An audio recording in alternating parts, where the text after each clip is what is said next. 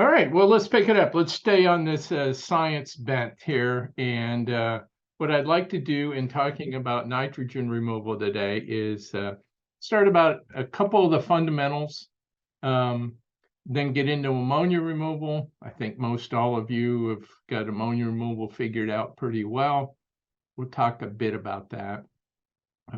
Well, I'll talk a bit about that. I welcome anybody else who wants to speak up too. And then nitrate removal. Then I'll get into the technologies. What are the designs that are out there, and how is it they're supposed to work, and get a good understanding of that. So the science, kind of the fundamentals. Then we go through the ammonia removal, the nitrate removal, and what happens in the tanks and those environments. What are those organisms doing? Then how do we configure the tanks? How do engineers configure the tanks?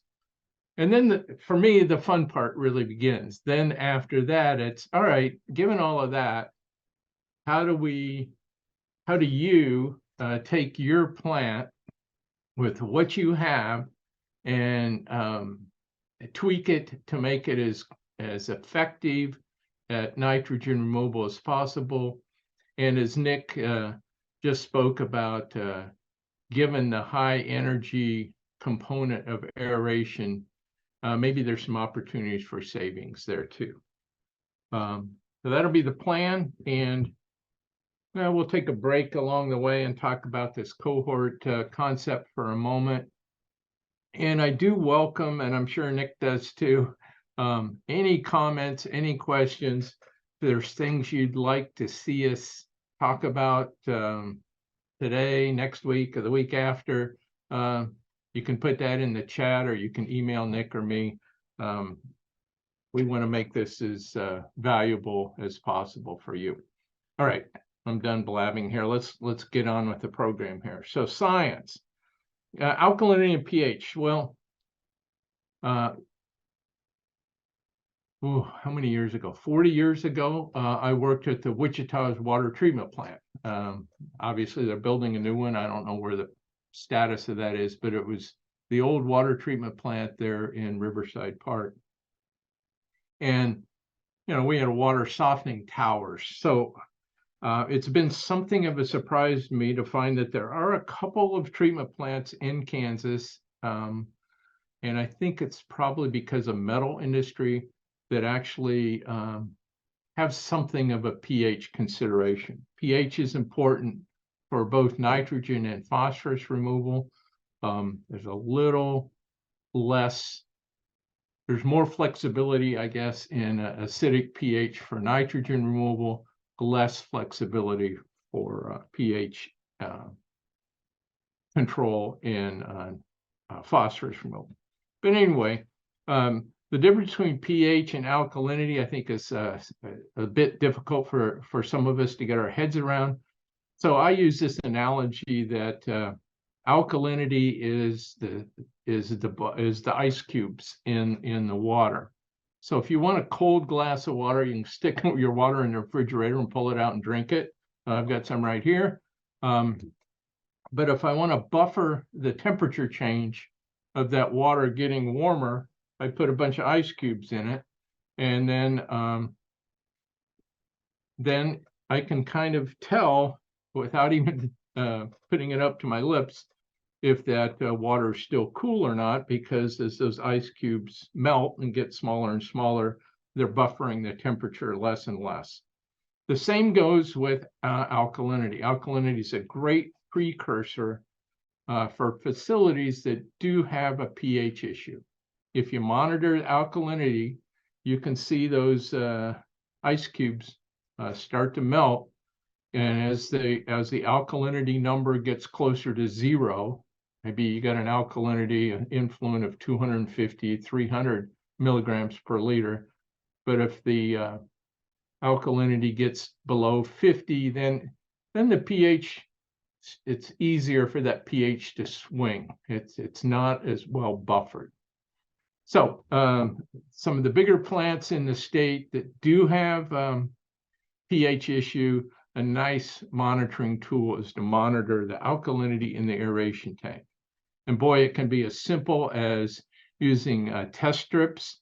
Test strips are pretty good for this. Out east where I live now, our waters are very soft, and pretty much every treatment plant in my former company that I was operating every day, every treatment plant, we were testing the alkalinity to make sure that that water had the buffering that we needed so that we could support ammonia removal. Of course, a more sophisticated way is if you have, which most plants do, have a pH benchtop pH meter, and then you can titrate the samples if you care to get more precise. But the important thing is to have here and now information on your alkalinity. Another concept I want to throw out, these are the two, is ORP. So the second of the two kind of science fundamentals here. I'm a big fan of ORP. You've probably caught on to that by now. ORP stands for oxidation reduction potential. It's quite a mouthful, so maybe that's why we just go with ORP. ORP tells us how active the living organisms are working to breathe oxygen.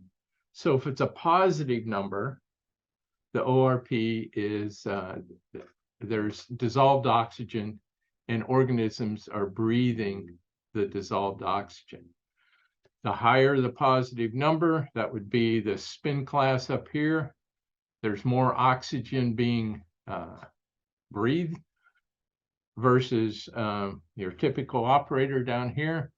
I say that tongue in cheek. So this would have a higher ORP than this number. The dissolved oxygen in both environments might be the same, but having this higher ORP up here would tell you on using the ORP probe that that you've got more growth, more respiration aerobically. Now, ORP also, and this becomes, it's important and helpful for nitrogen removal, but almost required for phosphorus removal to monitor the environments. It'll go into negative numbers. So of course your dissolved oxygen probe stops at 0. There's either dissolved oxygen or there's not. ORP, as the dissolved oxygen disappears, starts to go into negative numbers, and that will tell you how hard the organisms are fighting to breathe oxygen off of combined molecules like nitrate, NO3, or sulfate, SO4. So they're breathing that oxygen and they have to break that chemical bond. It takes more energy. And ORP tells you how hard they're working because life, right, wants to live. So they're going to look, the organisms will look for sources of oxygen. ORP is typically measured with a probe that looks an awful lot like a dissolved oxygen probe and dissolved oxygen meter. I highly recommend equipping yourself with a portable ORP meter and probe as you go forward with your nitrogen and phosphorus endeavors to try to keep those, bring those numbers down and keep them down. There's less expensive ways. There's almost like a pen that one company makes that it's a little thicker in diameter than a pen. And it costs like $100. Last I owned one several years ago. It was about $100 or probably twice that now. The probes are around $2,000 for one of those. And there's other things in between, but having one of these probes, you can actually leave it out there and can monitor conditions as they change. So here's what an ORP table looks like. I stole this from a YSI presentation years and years ago. And you can see there's a 0, and dissolved oxygen would be a 0, pretty much the same as ORP. So anything to the left of this 0 is lost to you in the world of dissolved oxygen readings. And then information to the right There's some correlation to dissolved oxygen, but not really. For example, if you had a tank with nothing living in it and you pumped air in it, you would have dissolved oxygen. In that case, you might have a high DO. You might even get up to saturation, 6, 8, 10, 12 milligrams per liter of dissolved oxygen. But if there was nothing living in that water, the ORP would be 0. On the other hand, you can have wastewater where you, with a low DO, but a lot of growth going on. You can have a DO of 0.5 or less and have an ORP of a positive 150 up in this range that we like for the first step of nitrogen removal. So there's some correlation, but there are a lot of exceptions to that. So for facilities, I like to come up with a target, and you'll see this in my presentation for both the nitrification and the denitrification and ORP target. And on the nitrification, you reach that by adding dissolved oxygen. I like to use dissolved oxygen as my control for my blower, but I like to figure out where my DO settings are based on the ORP. Hopefully that makes some sense. So we run the ORP and we see, all right, I want to get up into a kind of a target range. What dissolved oxygen typically gets me there, and then adjust that blower accordingly and have the feedback loop. All right, with all that, if there's any questions on any of that or comments, please put them out there. Otherwise, so there's the two environments. We're going to have an ammonia removal environment, and then ammonia converts to nitrate, and then a denitrification to remove that nitrate. So the ORP is a tool that we can use to monitor both of those environments. All right, before I move on now here into the ammonia removal, just a reminder, how's it go, Nick? So people, if you're signed in and you're signed in under your name, I think the crack team at Wichita State's going to pick that up, and you'll be able to get your credits. But if somebody else is joining you, or you've signed in under somebody else's name or something like that, you need to type your name and facility into the chat box. Yeah, and it looks like people are generally doing that pretty well. Looks like it. So, yeah.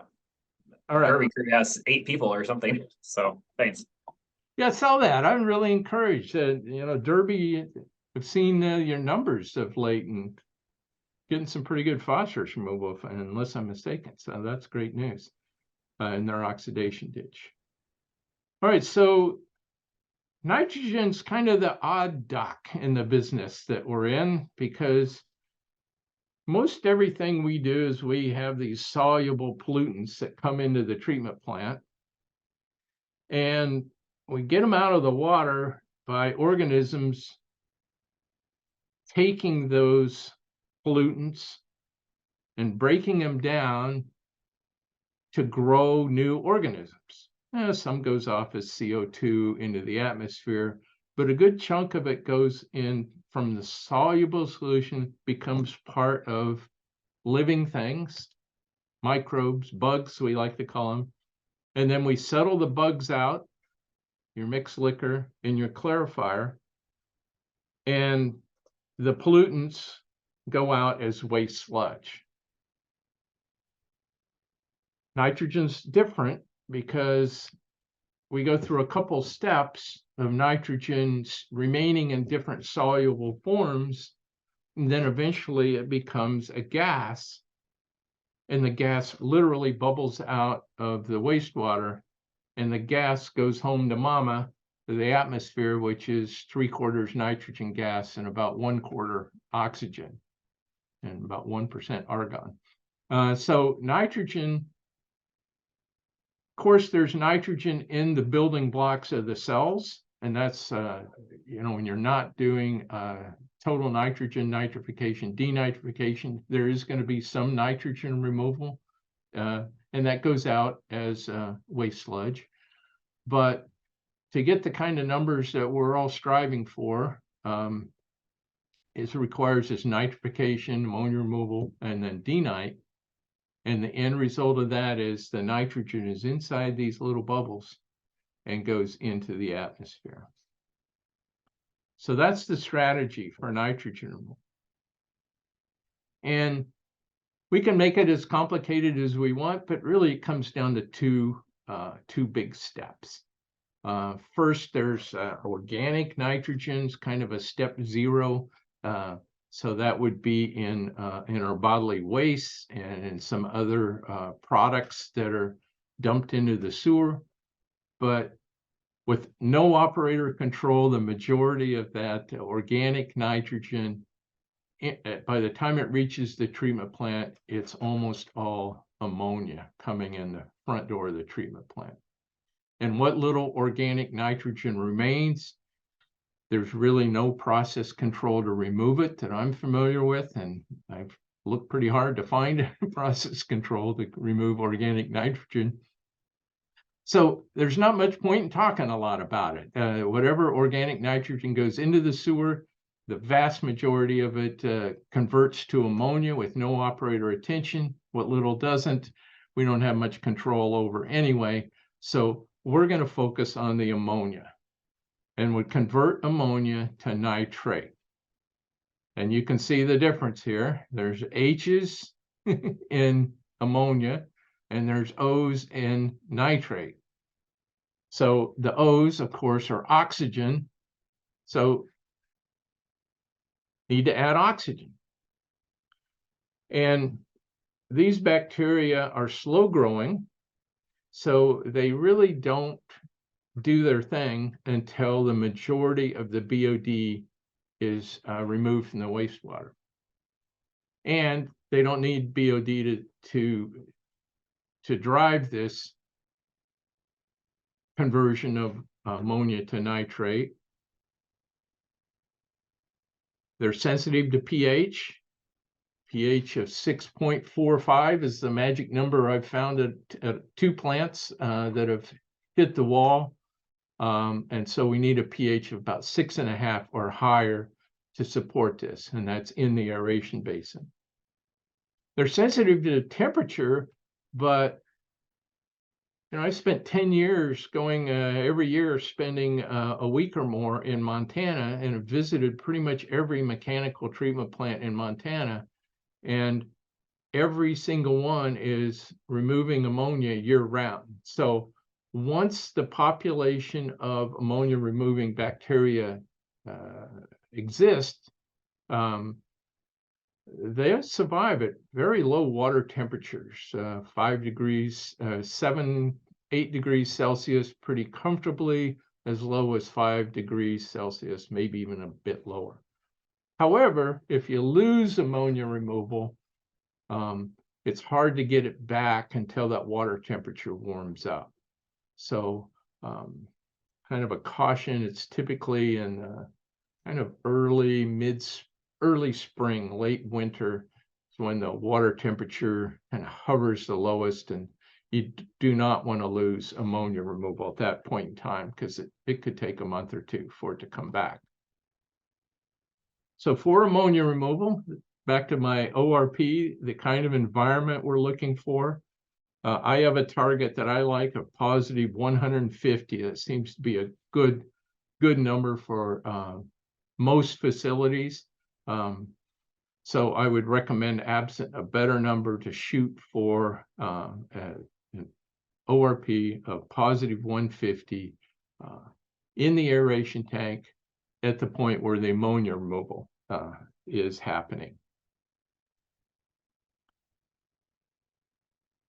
So here we go. Let's erase ammonia from our wastewater. Ammonia, as I said, is coming into the wastewater treatment plant. We're adding oxygen. Where does that happen? That happens in the aeration basin. If it's an SBR, it happens during the react cycle, or a Schreiber unit during the air-on react cycle. Alkalinity is consumed. Alkalinity buffers the pH, so hydrogen ions are going into solution. They're coming off the ammonia. pH is the negative log of the hydrogen ion concentration, which means the more hydrogen ions you put in the water, the more acidic it gets, the lower the pH. So every hydrogen ion that goes in as you convert ammonia to nitrite, which is an intermediate step, there's a lot of hydrogen ions that go into solution. It makes the wastewater more acidic unless it has a strong buffering capacity. And then it will neutralize the pH drop. The hydrogen ions still go into solution, but they quickly get bound up so that they don't tie up and make the pH drop. The process continues. It all happens in the same tank. There's really two families of microbes that the first family brings the ammonia to nitrite, and the second family brings the nitrite to nitrate. Most treatment plants have a nitrite concentration of well below 1 milligram per liter, often below 0.5 or 0.2 or less.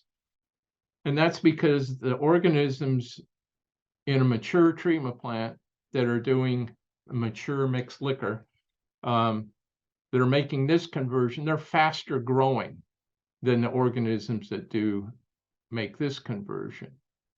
So once you have a base population of the organisms that convert nitrite to nitrate, they're kind of waiting at the dinner table there. And every time ammonia is converted to nitrite, okay, we're ready to take that nitrite to nitrate. So this intermediate population concentration, this intermediate compound remains very small. Now, if you're just starting up ammonia removal, since there's never been much at all in the way of nitrite in the wastewater, there's very few of these organisms. So for the first couple days, ammonia gets converted to nitrite, and the population has not yet come to the table to take the nitrite to nitrate. And so for the first few days can have a very high nitrate spike. And the nitrite spike, that's a big chlorine consumer. So if you have chlorine disinfection, anytime the nitrite goes up, what is it? Each milligram per liter of nitrite uses 5 milligrams per liter of chlorine. So it really hits your chlorine demand in a big way. But it's typically transitional unless that pH falls below 6.5. And if the pH is rocking around in the 6.4 range, there's going to be a poor conversion to this last step. So for those plants that have pH that hovers, it's a real issue. The nitrite concentration will increase, and if it stays high for too long, nitrite's just not, the other microbes don't much like it, so it creates a non-healthy mixed liquor. But there's a solution to that, and we'll get to that here in just a moment. So nitrification, the first step of ammonia removal, you need an oxygen-rich habitat. Most people use mixed liquor. I'm kind of now drinking the Kool-Aid that Eric Wahlberg promotes, and he's all about SRT. So I'm going to put in there a solid retention time of 10 plus days. So an older sludge is what you need because these organisms are slower growing. High enough dissolved oxygen to provide an ORP of something around positive 150. And as my little asterisks say, indicate, these are rules of thumb, good starting place. If you don't have better information, then you refine what works for your facility. You know, wasn't that many years ago when design strategies called for up to 24 hours of hydraulic retention time for ammonia removal. I think experience shows there's a lot more flexibility. I'm not even sure 6 hours is required. Need to get rid of the BOD for the ammonia removal to occur. And as Nick says in his introductory slides, the aeration to drive ammonia removal is very pricey. Costs a lot of money to pump in this dissolved oxygen. Consumes oxygen and it makes the wastewater more acidic. So those of you who are number geeks, you can take your influent alkalinity, take your influent ammonia, and your potential for your alkalinity drop is 7 for every milligram per liter of ammonia. Say there's 20 milligrams per liter of ammonia, 7 times 20. What's that? 140 milligram per liter drop in alkalinity to do the conversion. Now there's good news because we're going to get some of that alkalinity back on the second step. All right, that's ammonia removal. I suspect you all know most all of that already, that you're probably, the plants I visited in Kansas, which is most of your plants, you're all doing a pretty reliable, consistent job of ammonia removal. And it's kind of ironic to me because, these are the fussier organisms, the ammonia removal. They're more sensitive to temperature and pH than the organisms that denitrify. Yet most plants find once they have some experience, other than the occasional upset, maybe a major storm or something gets dumped down the sewer, ammonia removal for most facilities is pretty doggone predictable, reliable, consistent. All right, seeing no comments here, I'll just keep moving along, but I sure welcome any comments from anybody at any time. I'm sure you'd rather I get off track every now and then and discuss some of your comments. So please give me an opportunity to do so. All right, so what we did is the nitrogen basically changed clothes, right? It's still a soluble form. It was this ammonia, which is pretty toxic to the receiving waters, to a lot of life forms. And we put it in a nitrate, which is a less toxic form. It's reduced the oxygen demand by in the waterway by now having it in this oxygen-rich nitrate form. But the nitrogen's still there. And I think as Nick did in that first presentation, did a great job explaining the whole pollutant factor of nitrogen. The nitrogen's still there. It's not in a toxic form and it's not in an immediate oxygen demanding form, but it's still there as a fertilizer. And so under the right conditions, it can, or the wrong conditions, I guess, it can foster overgrowth of life forms, which can choke out the oxygen. So there's a big mounting, increasing effort to remove this nitrogen. And the way to do it is once the nitrates have been created, as ammonia is destroyed, I guess, ammonia becomes nitrate. Let's get that nitrate to nitrogen gas, send the nitrogen back home to its home base, which is the atmosphere, which is 3/4 nitrogen. And doing it almost always saves energy. So even if the rules didn't exist that there was a total nitrogen, most every plant, I was going to say without exception, but there's always an exception. Most every plant's going to see a savings in energy by taking this next step. So what do we need? We need an oxygen poor environment. We call that anoxic. We need BOD.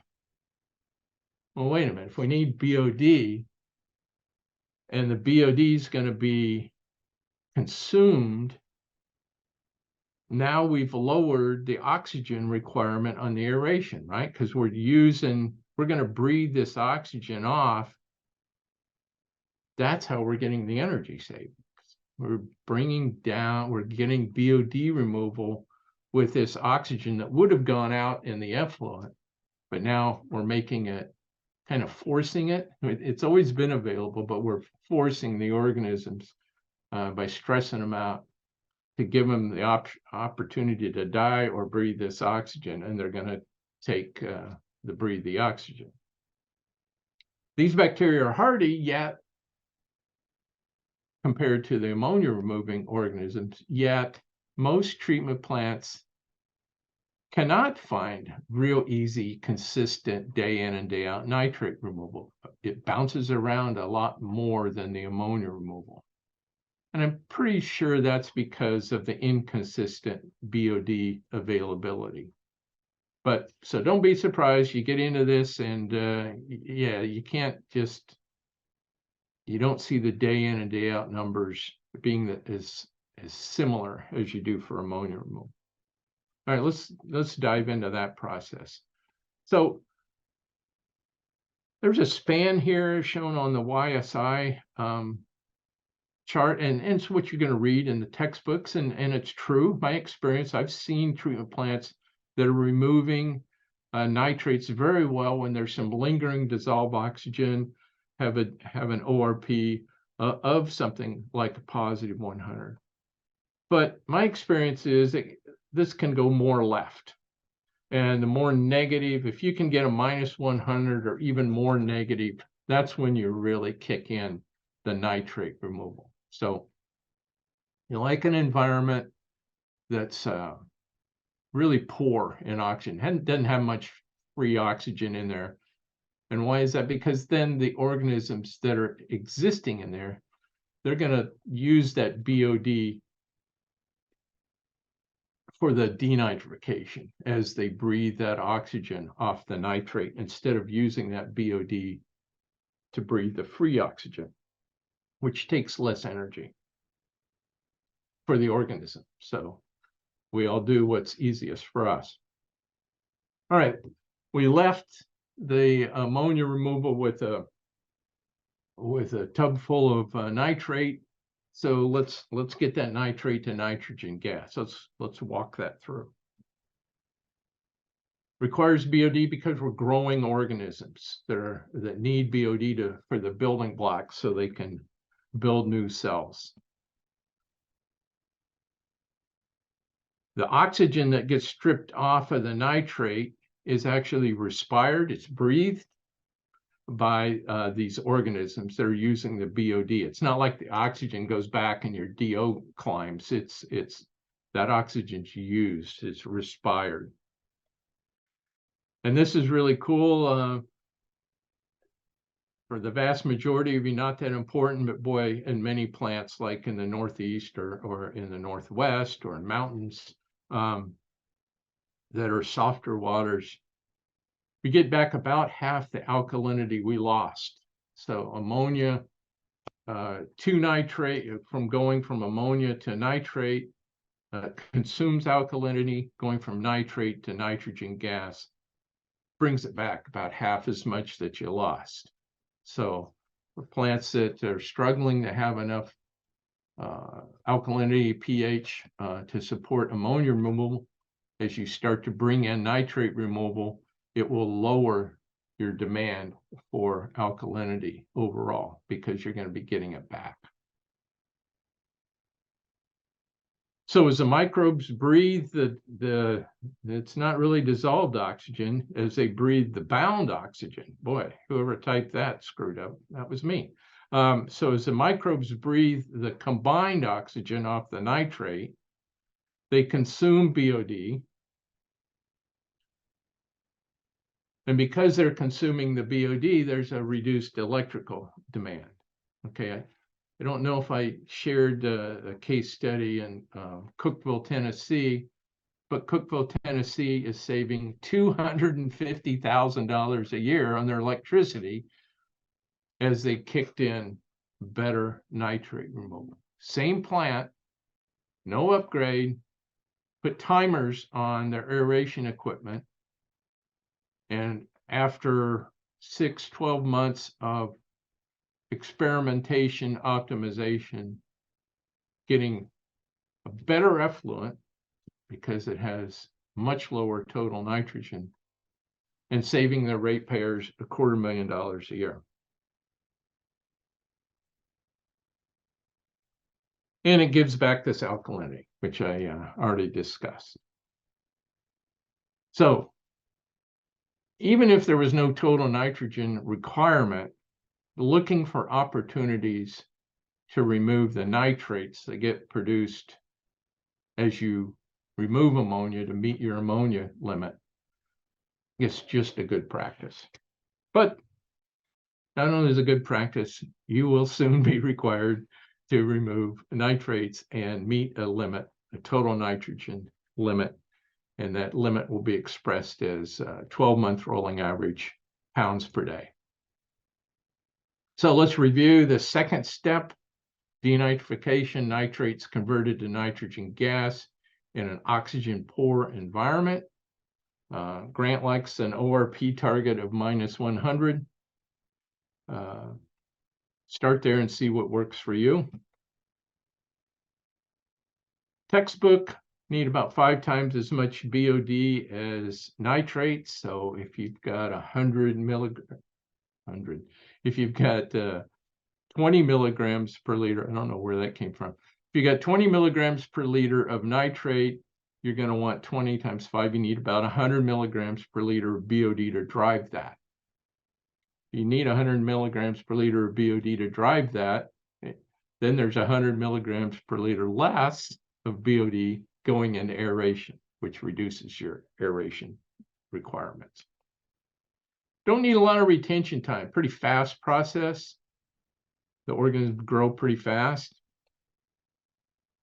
So they save electricity, and you get back half of the alkalinity. So some people like this little table here. This is kind of a nice cheat sheet. So if that does anything for you, you're welcome to print screen this one and save that. The key parameters for me are the ORP. That's something that you can control. And then the solids retention time, or your mixed liquor, or your food to microorganism, however you want to look at that, your population of organisms. You can see that you're going to need a minimum alkalinity to keep that nitrification. That's your precursor to tell you when the pH is getting ready to drop.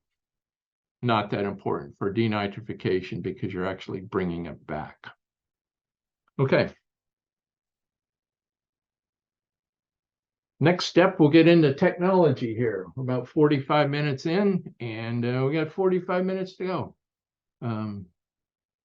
Any questions or comments? All right. Oh, yeah, here I was thinking, Nick, I don't know if you're asleep or if I lost you there, but if you're around, you can check back in. That'd be kind of nice. So we talked about these cohort video calls, how to take a break from this nitrogen for a second. And what Nick told me was an awful lot of the positive responses were from oxidation ditch plants. So I just thought I'd put this out here for yet another discussion point. Nick, is that correct? Yeah. Yep. So what should we do? Should we just try to do one cohort for all the oxidation ditches? Would you like to keep yourself separate from the smaller plants and the bigger plants? Maybe the best thing to do is to start out with just one with everybody, and that would be our agenda issue for our first discussion. But the thought is we'll set up a first video call for sometime next year, January, probably February, and invite all the oxidation ditch people from all the oxidation ditch plants in the state and see where that goes. And if it goes somewhere positive, then we'll bring it back to the other technologies. If it's a discussion that leads us to wanting to split it into a couple groups by size or geography, we can do that. I don't know, you got anything you want to add, Nick, to that? No, I think that's a good place to start. So we know how you voted. We'll be reaching out to you, and there's not every plant in the state is on this, so we'll reach out to see if they're interested as well. And then yeah, probably after the holidays would be a good time to start them. Okay. Okay. All right. Anybody else have any thoughts on that? You know how to reach us. No more questions at this point that I can see. All righty. All right, back to the main program here. So we've talked about, I talked about pH and alkalinity, talked about dissolved oxygen, ORP. Nick talked about energy.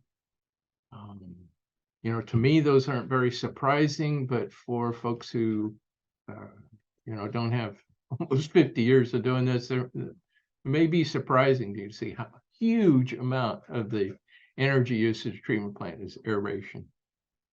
So we talked about that, did the whole ammonia converts to nitrate, kind of the key steps along the way, kind of the factors, and then nitrate to nitrogen gas. So that's what happens inside these black boxes or these tanks that are treatment plants. So now what I want to do is let's think like engineers.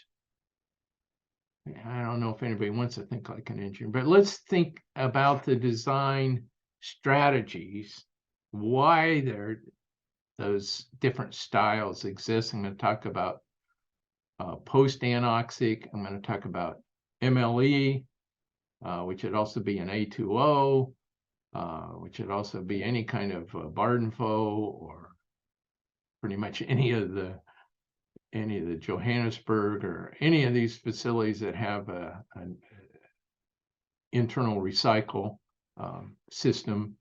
And then talk about sequencing batch reactors, SBRs. So I'm going to talk about 3 different technologies. And the purpose in that is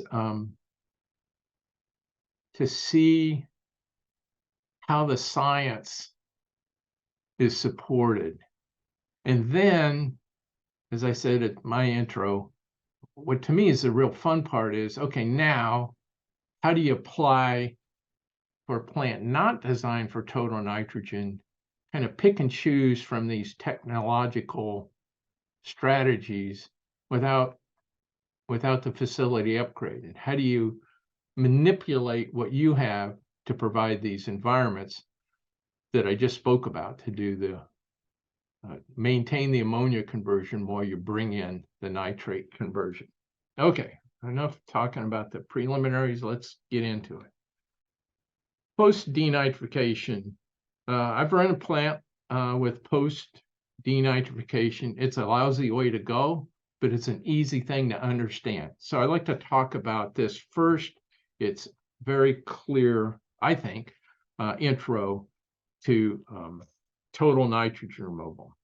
So whether you have a primary treatment over here or not, or whatever your scale of preliminary treatment, if you have an aeration tank of some kind, and then you follow that with a non-aerated vessel of some kind, tank, then into a clarifier, your return sludge comes back into the aeration tank.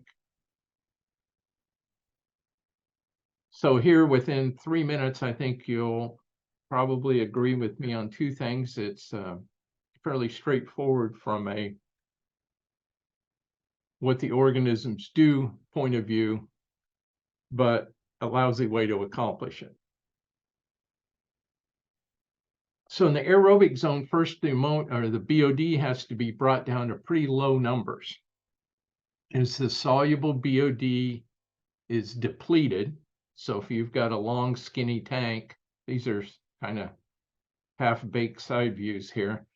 So somewhere along this tank, ammonia, the BOD removal is fairly well accomplished. Then the ammonia starts to get removed. As ammonia is removed, it's converted to nitrate.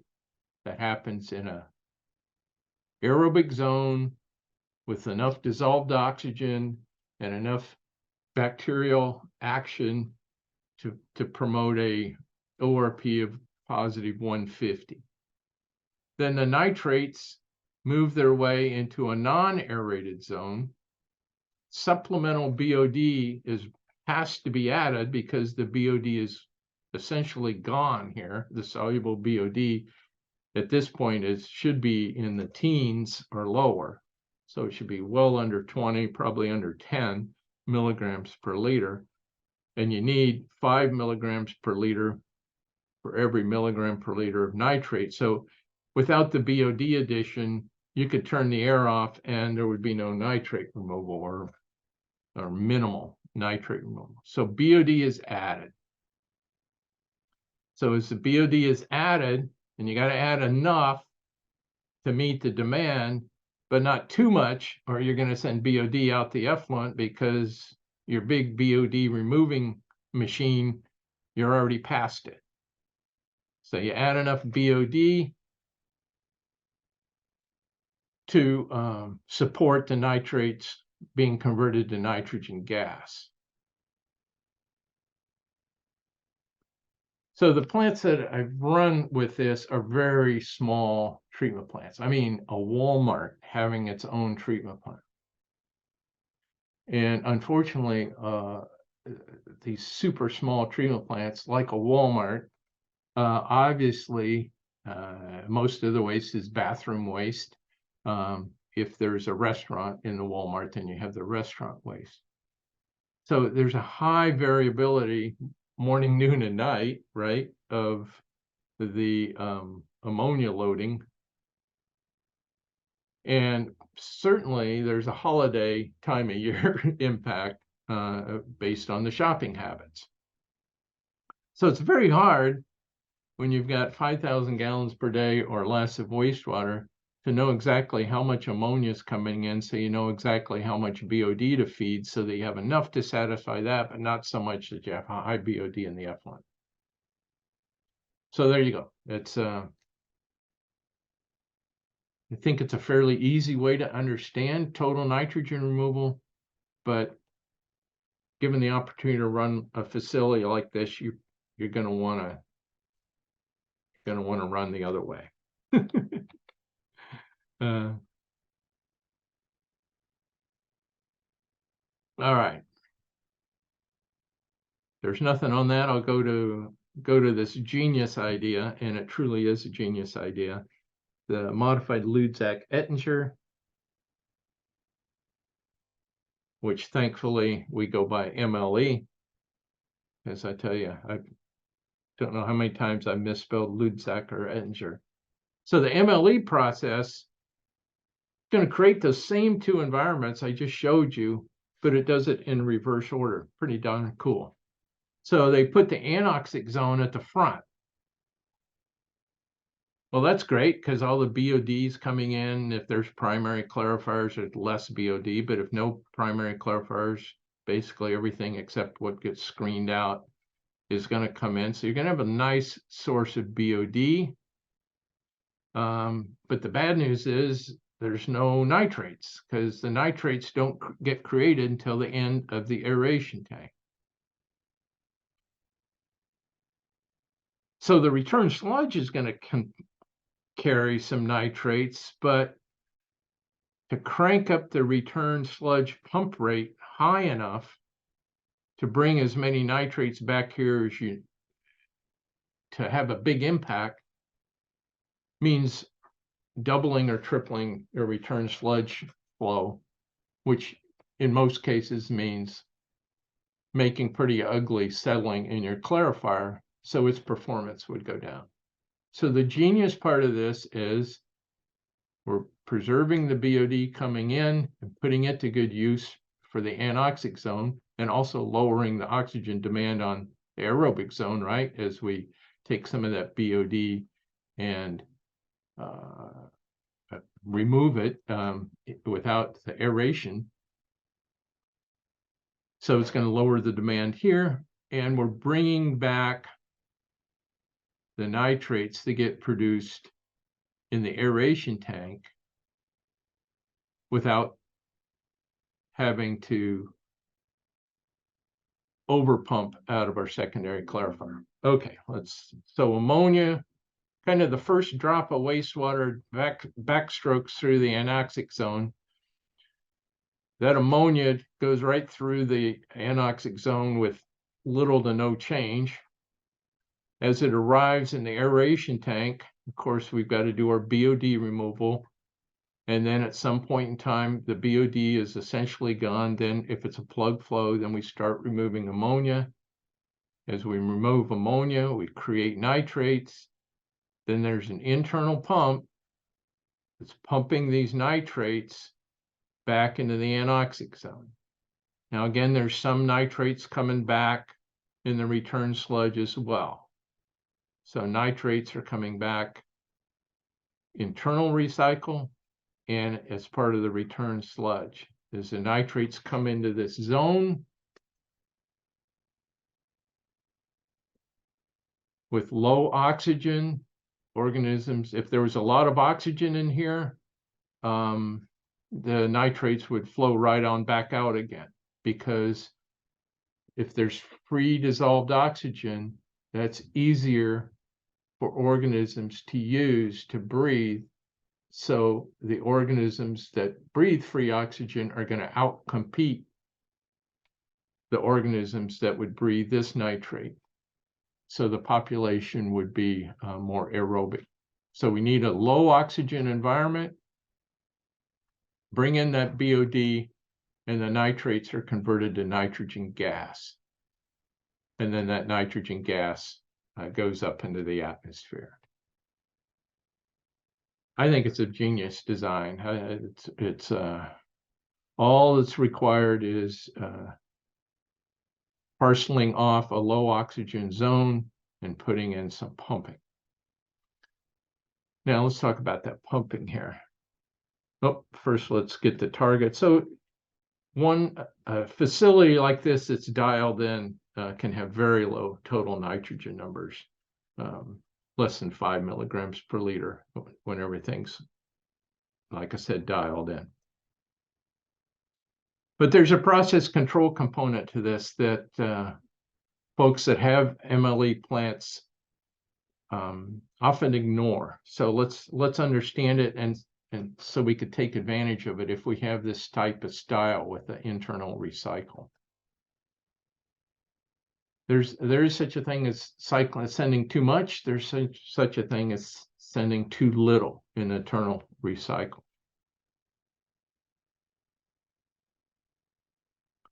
So our targets are, we want to maintain an ORP here sufficient for ammonia removal. And we want an environment here that's sufficiently oxygen deficient to support optimal nitrate removal. And since we've got a high dissolved oxygen coming out of or in the aeration tank, the more internal recycle, the more of that toxic oxygen is coming into this anoxic zone. So if we pump too much, we're bringing too much dissolved oxygen to spoil this environment. If we pump too little, we're not taking advantage of this environment. And then key to all of this, and this is the variability that I think frustrates many of us, is there's just not a consistent BOD, right, coming in your influent. And because of that, there may on some days be more than enough BOD to support total nitrate removal, and other days there may not be quite enough to support it. So your effluent nitrate is going to be one of the big factors, in addition to this recycle rate, is going to be the influent BOD. All right, so in this example, we have too little internal recycle. The pump rate's too low. And if the pump rate is too low, then we're bringing fewer nitrates in. We've got a great environment to remove the nitrates. But since few of them are going in to be removed, more of them are sneaking out the back door in the final effluent. So if a low pump rate, probably going to remove every single nitrate coming out of here. So if you just measured at this point and we're trying to optimize your performance based on how many nitrates come out of here, in this too little pump rate, you're probably going to have zero or very close to zero, less than 1 milligram per liter of nitrate. But the final effluent is going to be relatively high because you didn't take advantage of the nitrate removing capacity of this zone. Going to get great ammonia removal, no problem there. And every nitrate that comes in is going to be removed, but the effluent is going to be higher than it otherwise could be.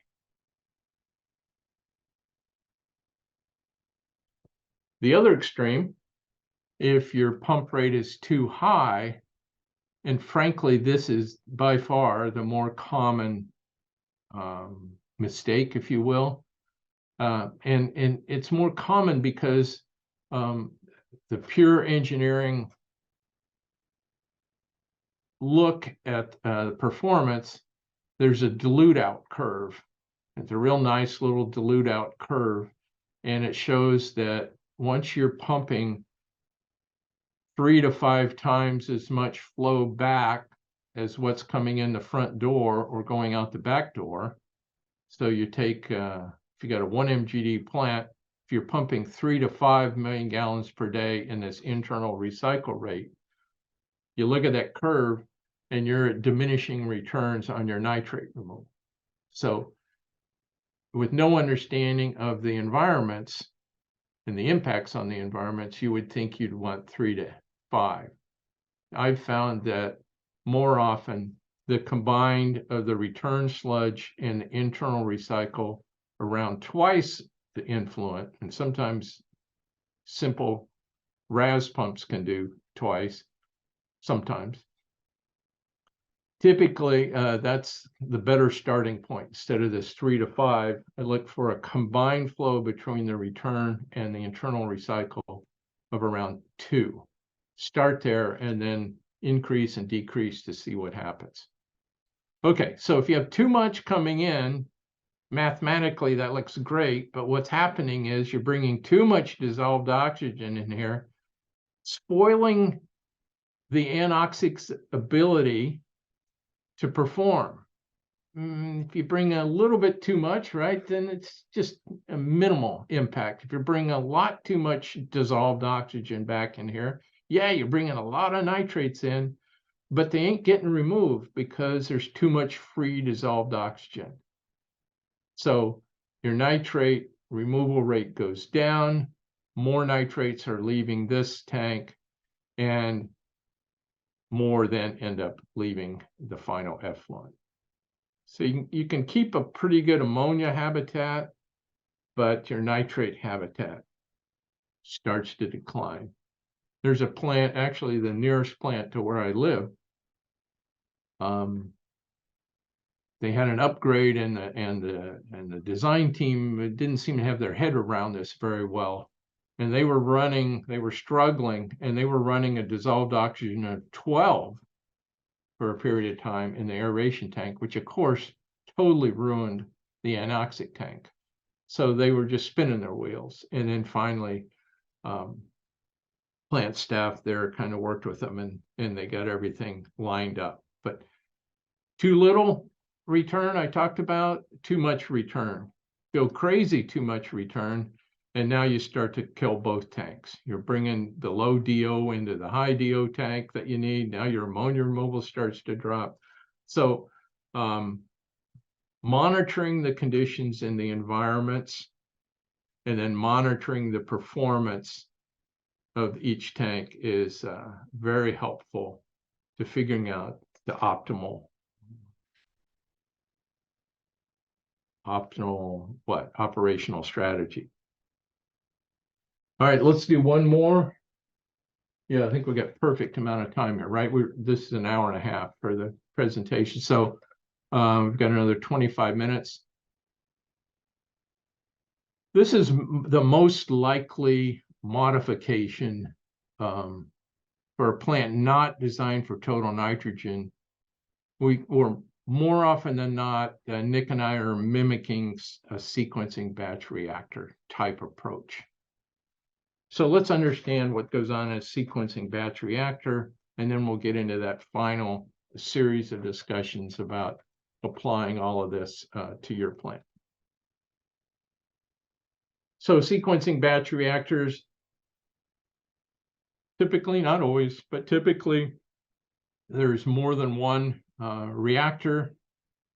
And while one of the reactors is one or more of them is getting filled up, one or more of them is in an idle position. By idle, I mean it's not receiving any influent. Sequencing batch reactor, if you've never been to one, they're really cool technology. Everything happens biologically in one tank. You aerate, you anoxic, and you settle, and you decant. So there's no clarifier involved. The only other tank here is a sludge storage tank where we are getting rid of the sludge. So one of the sequencing batch reactors is in service, while one or more are not. So the one that's in service is getting filled up. As it's getting filled up, the air is on. So the ammonia that's coming in is converted to nitrate during this, they call it typically react cycle. So during the react cycle, it's aerating the contents. Ammonia is converted to nitrate. That's an adjustable, how long the air is on, and in some cases, how much air. You can adjust both the blower speed as well as the times that the air is on, so that there's a control on how much air is during the react cycle. So you'll have a target dissolved oxygen. And again, I'd like to suggest that you would want to set that target dissolved oxygen to meet the positive 150. If you have too much air, it doesn't really hurt this aerobic cycle, but it's going to hurt this next cycle. That air will linger during the air off cycle. So you don't want to add any more air than necessary during the react cycle to convert to remove the ammonia. And again, I don't think I mentioned this, a really nice thing about monitoring ammonia in a treatment plant is it really tells you three things. It tells you, of course, how your ammonia is going. It also tells you if you have low ammonia, then you know your soluble BOD is very low. So it tells you that if your ammonia is less than 1 milligram per liter, your effluent BOD is meeting permit unless you're blowing solids out the clarifier. The soluble BOD is very low. So the ammonia test tells you those two things. The third thing, it's going to tell you about the environment for phosphorus removal, which I'll get into next week. So an ammonia test will tell you using test strips that are $1.50. So really in-house every day, ought to be testing the ammonia. So you want enough dissolved oxygen to remove the ammonia, but no more. And then you'll have a react cycle or an anoxic cycle. React is the aeration part. Flow continues to come into this tank. The air is off, so the BOD is coming in. The BOD is coming in, and the environment has some ammonia, has some nitrates because you've just removed the ammonia and created the nitrates. Low oxygen, BOD. It's a good environment for denitrification, and you can get effective nitrate removal. And in fact, we're working with a lot of SBRs around the country and turning off their mixing during this anoxic cycle, allowing the microbes to concentrate near the bottom, which makes that an even more anoxic, a stronger oxygen deficient environments, which often boosts the nitrate removal. So here's a case, and we're going to carry this over into our next discussion, where mixing can actually be a detriment. Just like we talked about, oxygen here is a detriment. Mixing can be a detriment. So there's two things that we were taught from the beginning of running treatment plants that ain't necessarily true. There is such a thing as too much oxygen. There's such a thing as too much mixing. In case of phosphorus removal, there's such a thing as too much final clarification. So we've got the air on, air off cycle. We have a nitrate removal, very effective at nitrate removal. As the temperatures get colder, it's harder for the organisms to transition from a high DO to a low DO, right? That dissolved oxygen lingers in the colder water because the organisms are growing more slowly. So we need seasonal adjustments to our air on and air off cycles. We need more air off time in winter months so that it can transition from aerobic to anoxic. We need a longer, more consecutive minutes.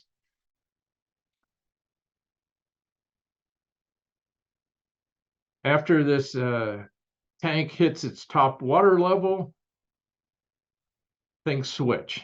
Now it becomes, it's prepping to become the idle tank, and the other tank is in service.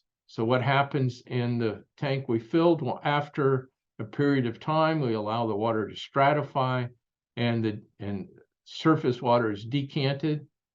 Not a lot, frankly. Often it's as little as 10%. I've never seen it even close to a third. So at least 2/3, typically 3/4 or more of the contents of that SBR tank remain in the tank, and just maybe 10%, 15%, maybe 20% of the volume is decanted. The sludge is wasted and goes into a sludge storage tank. And that's basically the end of what an SBR is all about. So we need cycles that are long enough to create these habitats, but short enough so that we get through all the cycles before the water comes and goes out of the tank. So it's too short if you don't get up high enough ORP to support ammonia removal. It's too short if it doesn't go low enough to do nitrate removal. And these times will be different in different times of the year because of the water temperature. Cycles are too long if you're not fully converting the ammonia to nitrate before the water comes in and goes out, or the opposite, or the nitrate's not being converted to nitrogen gas.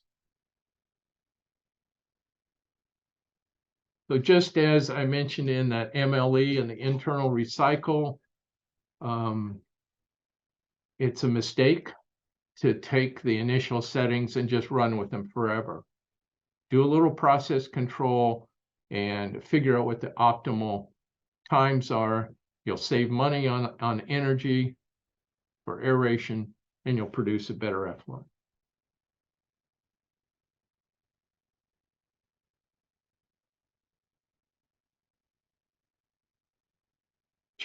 Going between the air on and air off in the same mixed liquor is really has a great bonus of providing a poor environment for high dissolved oxygen filaments and a poor environment for low dissolved oxygen filaments.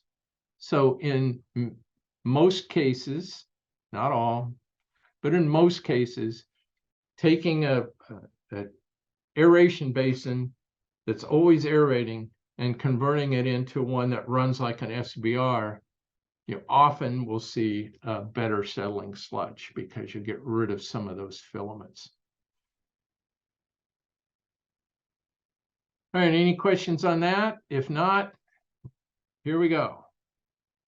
In the last 15 minutes.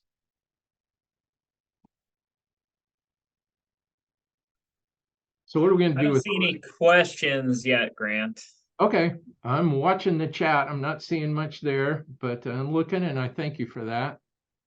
All right, so let's apply this. This is I'd call it a brag sheet, but it's really not. I mean, what person would be going around to 200 treatment plants around the country and think that's a good thing? But a lot of experience. And I'll tell you, Nick's list is probably, I don't know. Have you counted, Nick, how many treatment plants you've been to and talked about operational thing? I bet you're at 100. Yeah, I need to keep better track. It'll take an hour to put the disparate, yeah, somewhere around 100. Yeah, been a lot of treatment plants. What's that mean? We've heard a lot of stories, and we can carry those stories from one plant to the next. Here's what worked. Here's what worked in Kalispell, Montana. Here's what worked in Montague, Mass. Lyons, Kansas. Well, what do we got? Clay Center's one there. A lot of stories. And here's what didn't work, different places. And tech transfer. So we offer that service, and I think this is another slide that if you want to hit the print screen, Nick's there. He's in Wichita, works at Wichita State. I grew up in Kansas, but don't live in Kansas anymore. And Nick and I can put our heads together. More likely than not, he'll be able to visit a plant where it's just not practical for me, but I think there's plenty of funds available that if necessary, I can come out and join Nick for some plant visits. Probably not before Christmas, but next year. So if there's any interest, there's our emails, reach out to us. There's our phone numbers, give us a call, put something in the text, throw it in a bottle. No, I guess that won't work. All right. So let's take a conventional activated sludge treatment plant. This one happens to be in Massachusetts. And let's look at it and see what we might do to optimize nitrogen removal. So a conventional treatment plant is going to have primary clarifier and some kind of primary sludge handling. Maybe not. Maybe no primaries. Maybe just preliminary treatment. It's going to have an aeration tank. It's going to have a clarifier. It's going to return sludge, and then something's going to happen to the waste sludge. Of course, the effluent then goes to receiving water. We're going to focus on this. Some plants are going to have multiple tanks in a row. And if they have multiple tanks in a row, then there's an opportunity to turn one of the first tanks into an anoxic zone. If it's all one tank, you can, and it has multiple aeration headers, you can try that, but there's a lot of intermixing. Much more common for us is to run it like a sequencing batch reactor rather than an MLE. And if the opportunity is there to run like an MLE with a pre-anoxic zone, that's great. Look for that opportunity. There's facilities I've worked with that have extra clarifiers and maybe just bring in a second clarifier online, that final clarifier that's normally off. And if you can create an air off zone, you can set up a very efficient Me Too version of an MLE in a plant really not designed for it. But more often than not, we're going to be looking to cycling the air on and off in an aeration tank. So here we are, preliminary treatment or not. I mean, primary treatment or not. And the air on cycle is going to work better with primary treatments, right? Because there's lower BOD. You're going to remove some percentage of the BOD in your primary clarifier. So during the air on, ammonia gets converted to nitrate. And then during the air off, now your primary clarifier possibly is stealing some of the BOD you'd rather have to drive the nitrate to nitrogen conversion, which is, I would say, in net, my opinion is nix. I had a big X here. I would rather bypass my primary clarifiers, deal with the extra BOD during the air on cycle, and then benefit from it during the air off cycle. How long to make the cycles? You need the air on long enough to reach that target ORP, positive 150, and then on long enough to remove ammonia. And then you need the air off long enough to hit the target ORP of minus 100 and off long enough for your nitrates to decline.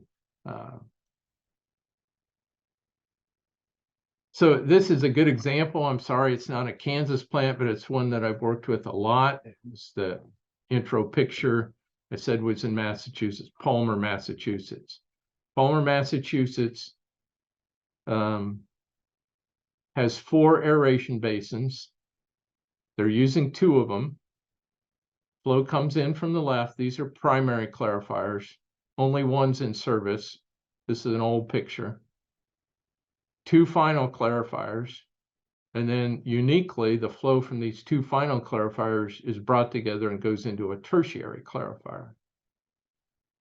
Way back in the day, when this plant was built, Palmer had some industries, big water using industries that benefited, that provided a wastewater that impacted the settling in the secondary clarifiers, so they added the tertiary just to polish. For 10 years now, maybe 15, Palmer's experimented with the operation of these aeration tanks. And I tell you, they found a real nice sweet spot. And we've got more than enough time to talk through this. So this is effluent data going back to 2011. And I'm not sure what this dip was all about here. This was before my involvement. And what happens, what's represented is each of these blue bars is a monthly average effluent total nitrogen. And then the black line is an average of the 12 months preceding that. So this point right here would be the average of that one, this one, all the way going back to 12 of them. And then the next number would be same thing. And you can see there's some pretty good drop-offs as changes are made. So the first thing was the aeration, as the plant was designed, was running 24/7. And we began cycling the air on and off. I think what happened actually was there was they were running with just one aeration basin, and then over the winter things went sour. So put both aeration basins online and began cycling the air on and off. That gave us enough of a bacteria population to get the good ammonia removal through the winter months. So ammonia removal remained good. And then the nitrate removal, you can see, just improved with time. A year or 2 into it, they put a inline ORP instruments, 1 in each aeration basin. There was no control, just data collection. And the data collection was every 15 minutes. We would collect data. So once a week, the data was downloaded, put into Excel, graphed, and then that information was used to set the air on, air off cycles for the following week. And that continued for quite a while until, I got to get this out of my way here. Until in 2022,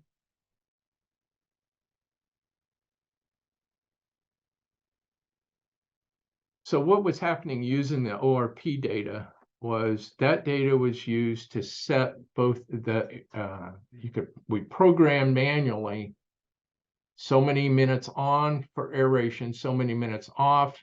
And when the air was on, there was a target dissolved oxygen, and there was a DO meter in each probe in each aeration tank that provided feedback. And so the blower would go up and down during the air on cycles to meet the DO target. So we were using the ORP to not only set the air on and off, but the DO target. That worked pretty well. Dropped it down to nice below 10.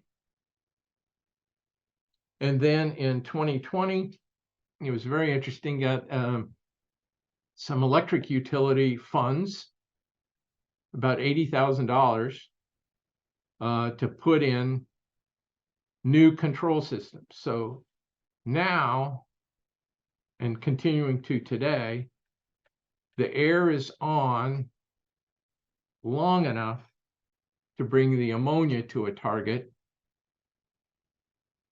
to drop the ammonia to a target, and then the air is off long enough to drop the nitrate down to a target. Of course, complicating this is the inline ammonia probes, and they lose their accuracy depending upon the probe, but pretty high level, like 2 milligrams per liter, and it starts to get a little wonky below 2. So we worked around that. This is Jerry Skoranek and Ken Lord at the Palmer Mass Treatment Plant. We're very tolerant and very flexible, and took the risks. And they programmed the air on so that the air continued on. I think it was for 20 minutes after the ammonia dropped down to 2.0. Needed to drop down to 2.0 and stay there for a couple minutes, and then a clock started, and then for 20 more minutes aeration, and then the aeration dropped. And that allowed the ammonia to get down to very low numbers, below what the instrument would monitor. And then when the air was off, the nitrate probe became the boss. And the nitrate probe, when it dropped down, I think it was to 2, then the air came back on. And we put in overrides. If the air was on for more than 6 hours, go ahead and turn it off. If the air was off for more than 4 hours, bring it back on, because things happen, right? So those changes dropped the total nitrogen down to around 5. And it was really interesting. What motivated all this is Massachusetts.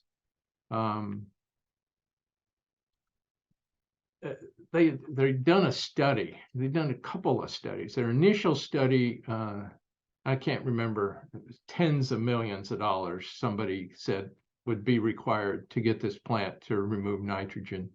Then there was a subsequent study done that said it would be about $500,000. And you got to know Jerry. Jerry didn't like 500. He didn't like 15 million or whatever, 40 million. I think the number was like 40 million. That number he ignored. That was crazy. But the 500,000, he could wrap his head around that, and he said, "Nah, we're not spending that." So they set out to prove, and it cost some money. Like I said, this was 80,000. Probably 10 or 15,000 back here. So probably put 100 grand into it.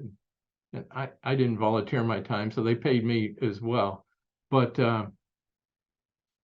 just showed this was an early one, right? Going back to 2012, that you can take an existing treatment plant, create those environments I'm talking about by cycling the air on and off. And then subsequent to this, I've had the pleasure of working with any number of plants, and Nick has as well. All right, I think I'm out of time here. I've got oxidation ditch. I got an example there. I'll just give you a 1-minute review on that. I can pick it up again next week. So Chinook, very similar, cycling the air on and off. This was designed to run with both rotors constantly. The operator there, Eric Miller, very creative. Well before I met him, he realized he only needed one rotor. He even realized he didn't need one rotor on all the time, but he was only turning it off for 15 minutes because of fears about going anoxic. He attended a class in 2012. We talked about his treatment plant, and he extended his air off cycles. And look at the drop. It was dramatic. Went from 25 milligrams per liter and is consistently now in the 5 milligrams per liter, simply by cycling the air on and off in his aeration. This is the plant, Cookeville, Tennessee. You can see why. There's 6 24 40 horsepower rotors, all used to run 24/7. Now they run a third of the day each. So 2/3 of his aeration consumption no longer by cycling the air on and off. In this case, they run 2 of the consecutive rotors at a time. These 2 will run for 4 hours in this ditch. Then these 2 will run for 4 hours. And then these 2 will run for 4 hours. And then we start all over again. So twice a day, all of the rotors run on a 4-hour. Nice write-up in TPO magazine about it. Boom. They kicked that in. Their effluent nitrogen dropped from around 15 to around 5. And this is the one that's saving $250,000 a year in electricity. And of course, the phone rings too. So there you go. Next week, we've got phosphorus removal. I'm going to fly without Nick. Nick's the expert on chemicals. So I'm going to do biological. And then we'll slop some of that conversation about phosphorus removal into our last session and ask Nick to give us some advice on his findings with the chemical, and then we'll wrap the whole thing up. Nick, I see you jumped on, so I'll hand it back to you. Nope. I'm hoping everybody's enjoying this, and I won't be here next week, so enjoy Grant with the BioP.